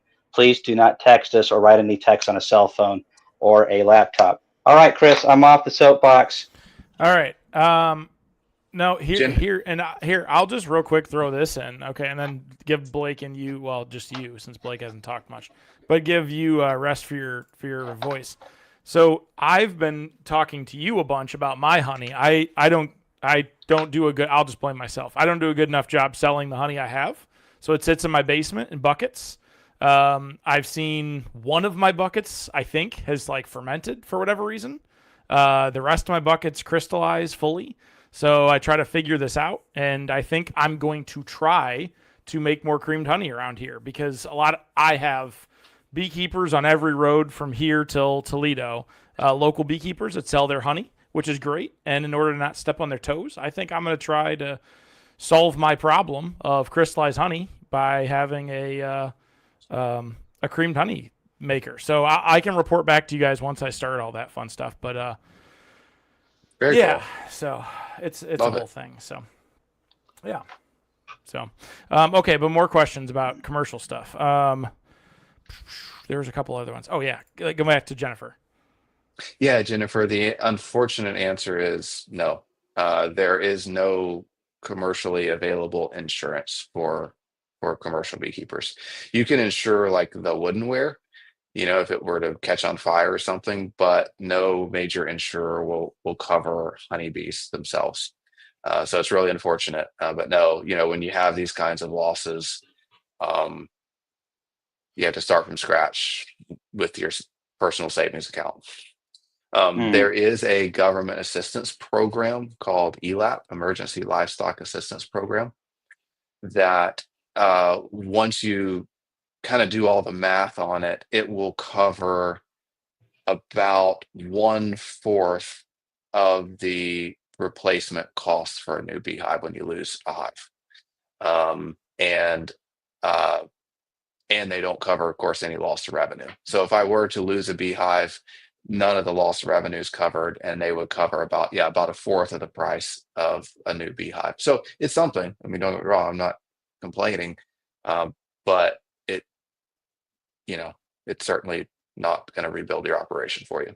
People aren't getting rich off of this kind of stuff. And there's a No. lot of people I've seen on Facebook going, well, it's just, beekeepers looking for handouts. But then again, I noticed that none of these guys are doing commercial beekeeping. And sure, there's always a couple weirdos in every industry, but this is just a crazy event that we need to figure out. This was a question I thought was interesting by Jason. So he's just commenting to another comment, I believe. It's probably too hot in the south to keep it crystallized slash creamed. And I was of the similar mindset several years ago. But come to find out, Some of the coolest honey that I have in my office here is from right outside of Phoenix, and it crystallizes huge crystals. And then I go to Hawaii. I went to help my buddy Zach one time, and I went and took Laurel for our 10th wedding anniversary. All the honey over there crystallizes. I mean, just everything crystallizes so fast on the Big Island, and they never get cold like we get. So it's really just dependent on the floral sources versus how hot it is. Obviously, enough heat will help get rid of the crystals, but man, some of those honeys, no matter what you do, they just want to go back to crystallization big time. There's a couple good. There's two good ones here I want to hit on. First one is from Mike here. Just your opinion, Blake. No, Mike, that is such a good question. So we can't import right now bees or queens. So which is a good thing because the last thing we need is another pest and parasite imported from another Yeah. country. So the scary thing is when CCD hit the first time, there was such a shortage of bees that that almond growers and beekeepers were importing honeybees from Australia into almonds to pollinate the almonds. Now, they did a terrible job of pollinating. They were highly ineffective. It didn't really work. We do not want to see that happen again. We do not want to bring tropicolaps in. We don't want to bring anything in. So right now, that's all banned, which is good. So this could create pressure. I think the beekeeping industry is pretty united right now on we're not going to let that happen. Now, with tropicolaps behind one of the doors that we could possibly yeah, open, yeah, I think the majority of us are like, no, not a yes, chance. But yeah. I'm sure there's a few guys fringe that are probably considering Yeah, it. there's a couple. Honey, that is an excellent question, and that is one thing that I really don't want to see happen. If we see the honey supply, the production continue to drop in the United States because of fewer bees and weaker bees, then yes, packers will just import more honey to replace the lost domestic honey. And we don't want that to happen. The less we Mhm. produce here, the more market share we lose to imported honey. So I don't know. I feel Yeah. like I'm saying that a lot right now. I don't know. I think it'll be late summer before we really know what the U.S. production is going to look like. Um, but yeah, that could be a side effect of all this. So, What? pollen, that anything that comes in is irradiated. Isn't that correct, Blake? I would assume it's irradiated or something so that, some beekeeper doesn't get some pollen Yes, from, it's supposed to be. yeah, because you can get diseases through that way. And propolis, there's not a huge demand in the United States for propolis, my understanding. Um, we're not like a lot Yeah. of the other countries. Yeah, exactly. Um, All right, so, I got two good ones in the chamber here for you. Okay, Cayman, you got something, or okay. do you want me to keep going? Oh, I just wanted to drop this one real quick. Thanks for saying that, Bob, and for coming in. And Oh, Love you too. We love you too, Bob. yep, you can be our uncle, and then we'll be able to say Bob's our uncle. I vote we get a shirt that has Bob Benny's face on it, and it says Bob's my uncle or something like that. I honestly think do this, split your bees with a double screen board, and Bob's your uncle, and have a picture of Bob at the bottom. Do you think that would sell, Chris? yeah, yeah, maybe not the best Bob shirt that would sell, but the other shirt would make Bob mad. So yeah, that's probably the best one. Well, I actually brought this up to Bob when I was talking to him yesterday. And I said, we should have a shirt that says Bob's your beekeeping uncle. And he's like, Cayman, I'll be really disappointed if you do that. Please don't do that. And so we're not He going to doesn't do like that the to poor attention. Bob. Yeah, he doesn't like the attention. Well, there's the bobblehead Bob at the last Bee Expo, the first one in Louisville. And then this last year, there was like the Mount Rushmore that people made. And they had Bob's face on it. You should have seen his face. He was so mortified. I felt bad. I had nothing to do with it, I swear. So, all right, back to your questions, All Chris. right, next question here from Clifford. I think this is a good one for Blake. Um, yeah. So info on honey purity. I mean, there are a number of tests that you can do. Every responsible packer, should be running those purity tests. Uh, those mostly overseas that are sending adulterated honey to the U.S. are forever getting creative about how to blend in other kinds of syrups with honey to make it um, not show up on the tests that we're doing. So, I mean, honey purity is a constant battle back and forth between, nefarious importers or exporters from other countries into the U.S. As far as the true USA verification in the U.S. marketplace, no, it doesn't exist. It really should. We should have an industry-wide 100% USA, seal verification system, etc. That is widely used. It just doesn't exist right now. So if you're So, looking for some place to start helping the industry, great example of a way to jump in and help the industry. so Blake, there's that made me think. There's supposedly this place in Germany that has a good testing Mhm. system that's extremely detailed. I know Yeah, just enough to be Intertech. dangerous. Yeah. Intertech, and I've heard a couple different things from multiple folks, and part like one side of our mouth, part of the industry is like, we need to know 100% that this is real honey. Because we have a lot of fraud that comes into the country. Sometimes it's pure, sometimes it's not. But how do we know? And I really don't have a problem with getting honey from Canada or any country, to be honest. I love honey. I love getting honey from different places. I've got some from Japan this last week. Awesome. Um, but I only want, if I'm paying a high price for a health food, I want a health food. And so getting this, like, say something, one side of our mouth, we're talking, we want this transparency, we want the real stuff. But then some of us are afraid of the transparency because, well, maybe there was one super on when we were starting to open feed a little bit, or maybe um, we threw that thymol treatment or some other treatment we shall not name with some honey supers on, or maybe it wasn't with honey supers on. We're pulling out of brood combs out of the colony that are full of honey, but we know that those have been treated with some products that, whatever. So I think that's part of the concern with, and maybe why it hasn't been pushed for harder. Maybe this is me putting my tinfoil hat on, but I don't think so. I'm more of a, when does it start affecting someone's pocketbook?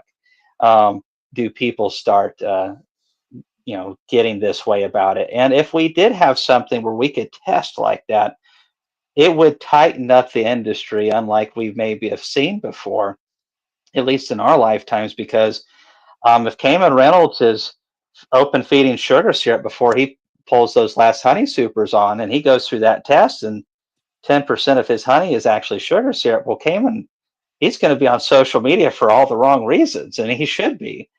Um, so, is that something that one day that we might see? And I know that would cause some upheaval, but ultimately, would that be good long term? Do you want to? You don't have to answer that. It's a pretty tough question.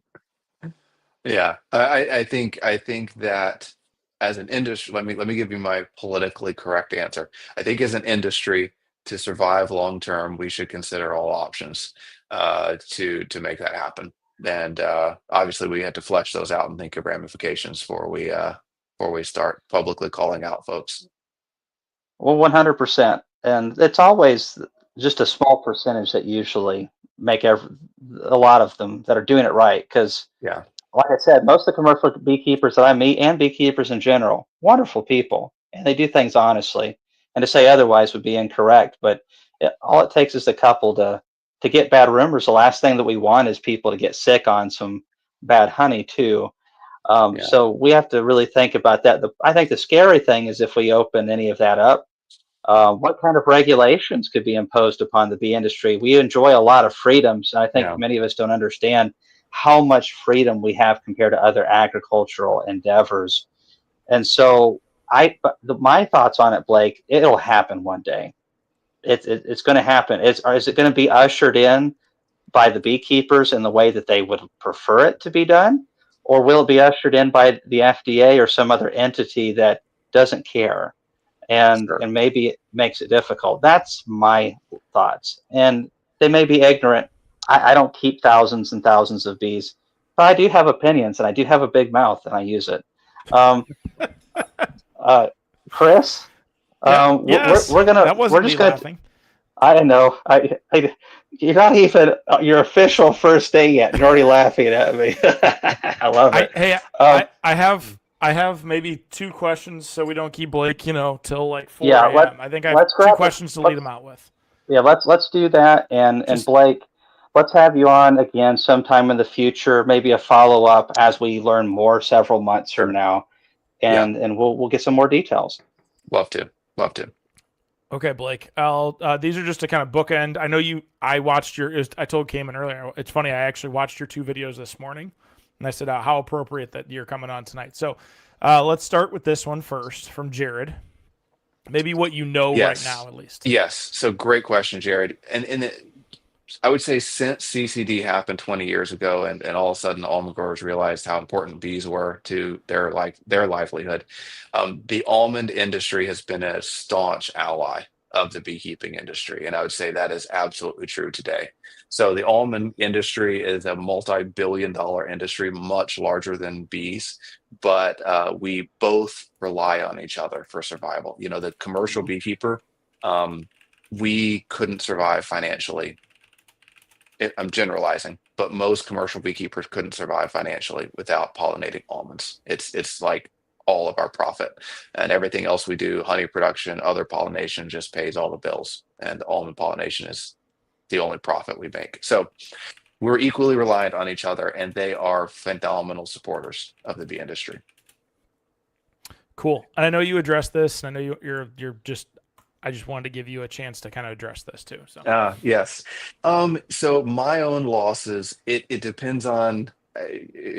Some of you guys may not know my backstory, and I won't go into that. But I have a number of different companies in the beekeeping world, and we have a couple different commercial migratory operations, and we've had some researchers looking specifically at our company because we had one operation that. My younger brother runs. It's our biggest commercial operation, and we beat the odds. We did quite well with our bees in that operation. And then we had another operation that we were working on in a different area, different region, and had horrible losses. So, but yet we managed them exactly the same for the most part. So yeah, to answer your question, we're doing okay as a company. We're fortunate in that our primary commercial operation did quite well, all things considered. Our losses were still worse than they have been in a long time, but we feel very fortunate when I'm talking to guys that have had 90% losses and don't know how they're going to bounce back. We're not in that boat, thankfully, really due to my younger brother's hard work, who's a far better beekeeper than I'll ever be. One day I'll drag him kicking and screaming onto some presentations to speak because he's a wealth of knowledge. But other parts of our operation has seen some pretty rough losses. I did want to mention, and this is not, I don't benefit from this at all. I'm going to do a shameless plug. If any of you want to go to Facebook and just look for me, Blake Shook, I am trying to keep updates rolling every couple of days as they happen in the industry, just on my personal Facebook page, which you can follow me. Again, I'm not pushing any business or anything there, but I am making posts every couple of days with kind of what the latest happenings are with this. I did link that in the description. Oh boy, thanks. Of this video. Okay. I linked the your post of the. Here, I'll throw this in here. But I did link the post with the letter in it as well. Okay, but cool. there's the that. So yeah. And I figured this would be. I was just gonna say. I figured. Oh man, I lost it. Hold on, I have it. So Here, this one. This was I thought your best bookend for what's going on. You kind of okay, addressed it there. well, the Randy thing got brought up, and I'll just say that there's a lot of interesting things going on. Randy does a very good job of being very straightforward with stuff, but I don't want to put words in Randy's mouth. I know Blake doesn't want to either. Randy has had some stuff come out about it and has some very interesting information, and we'll have more stuff in the future. I think everyone would be benefit to see what's going on and what Randy has to say regarding this. Very much respect Randy, as I very much respect Blake. Um, we there's always sky is falling stuff every year. There's so much stuff that goes on. This is just bigger than that. Um, there's always some drama in the bee industry. We try not to bring a lot of it onto this channel because it's supposed to be Q&A. We're supposed to be helping you and encouraging and inspiring, hopefully, some new beekeepers. And we definitely want folks to stay in with us and bees. There will always be issues. This will be gone one day, and we'll be on to some other event down in the future. And so that is what the future generations have to look forward to, maybe my children. And that's just life in general. Sometimes we just don't know, and that's okay. But we have to try to find out, and we'll have to try to do the hard work. And there's a lot of good people working on this. Chris, give us that book in. Blake, appreciate you very much. We will be doing more in the future. Is there some sites or online information to share accurately with our non-beekeeping friends so they can be aware of what's happening? Great question. So, yes, soon. I think that, again, I don't mean to shamelessly plug my personal Facebook page. I don't get anything out of you guys following me or not there, but I'm trying to think of anywhere else. So American Beekeeping Federation, American Honey Producers Association, and Project Follow Apis Elm. follow Blake. Just follow Blake. Just follow He'll Blake. keep you posted. That's Um, what I'm doing. they published a joint letter about a week ago.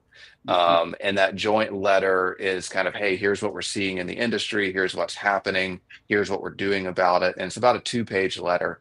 And mhm. that's a pretty good summary of what's happening, and even to send to the legislator of, hey, here's a summary from these really reputable organizations of what's happening, what the loss rates are, et cetera. Um, so yeah, I'm truly trying to think of where else you could go to get that letter, because it should be everywhere. Um, Mhm. I'm sure it exists somewhere else, but yeah, my Facebook page is one of the places it managed to land. Well, please let me know of anything important that you may post to your Facebook. If you want me to share it and you think it's worth sharing, Blake, let me know. I'll share it from your page to mine as Sure, well, sure. and all that, whatever is necessary. There's been a couple comments about that. That's what I kind of got a little ticked off earlier is, the conflict of interest. Blake does a lot of stuff that you don't know. He sells bees. He does pollination. He packs honey. He brokers bees. He works with almond growers, at least.